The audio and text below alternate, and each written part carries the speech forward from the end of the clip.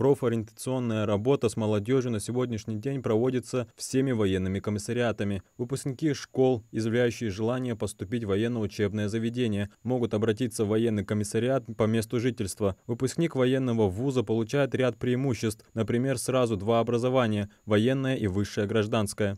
Второй момент – это то, что все юноши, они на полном государственном обеспечении. То есть их кормят, омывают, одевают, им есть где жить, их обучают, и все это производится бесплатно.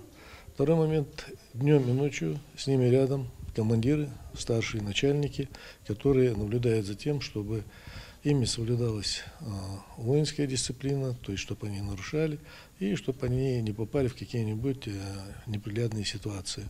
Количество таких вузов в стране 38. Стоит отметить, что обучаясь там, студенты будут получать заработную плату на первом курсе до 3000 рублей, а уже с 3 по 5 курс до 39 тысяч. После выпуска учащиеся получают звание лейтенанта и начальную зарплату до 100 тысяч.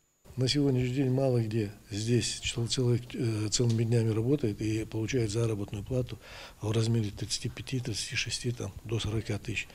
А здесь он, обучаясь, то есть и учится, всем обеспечен, так помимо этого еще и получает такие деньги. Также комиссарами проводятся встречи в различных учебных заведениях, будь то школа или колледжи. Также часто приезжают и сами представители военно-учебных заведений. Где они встречались с юношами, беседовали. Сам ходил также в учебные заведения, разговаривал с юношами.